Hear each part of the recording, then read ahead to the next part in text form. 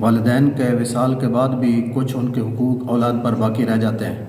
پیارے حبیب علیہ السلام ایک دفعہ جلوہ گر رہے ہیں تو ایک قبیلہ بنو سلمہ کا شخص آتا ہے اور آ کر آپ سے عرض کرتا ہے، یا رسول اللہ صلی اللہ علیہ وسلم، والدین کے دنیا سے چلے جانے کے بعد بھی کچھ حسن سلوک میں سے باقی رہ جاتا ہے، یعنی والدین دنیا سے چلے جائیں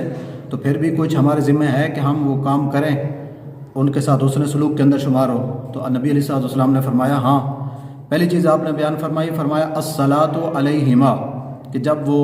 فوت ہو جائیں ان کے اوپر نماز جنازہ پڑھی جائے، اور دوسرے نمبر پر آپ نے فرمایا والاستغفار لہما، ان کے لیے بخشش مانگنا، استغفار کرنا۔ اسی چیز کے اندر آ جاتا ہے کہ نماز جنازہ پڑھنا اور پھر اس کے بعد ان کے لیے دعا مغفرت کرنا بھی ہے۔ اس کے بعد آپ نے فرمایا وَإِنفَاذُ عَهْدِهِمَا، ان کے وعدوں کو پورا کرنا، یعنی انہوں نے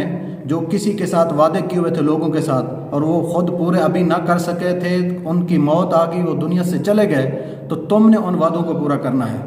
اور اس کے بعد آپ نے فرمایا وَإِكْرَامُ الصِّدِّيقِهِمَا، فرمایا ان کے دوست احباب کی تم نے عزت و تکریم کرنی ہے، کہ جو والدین کے ساتھ ان کا تعلق تھا، دوست بنے ہوئے تھے، ان کا اسی طرح تم نے احترام کرنا ہے، عزت و تکریم کرنی ہے جس طرح تمہارے والد ان کے ساتھ کرتے تھے۔ یہ کام ہے، آپ علیہ السلام نے فرمایا کہ اگر والدین دنیا سے چلے بھی جائیں تو تمہارے ذمہ یہ باقی رہ جاتے ہیں، تم یہ کام کرتے رہو، گویا تم ان کے ساتھ حسن سلوک کر رہے ہو۔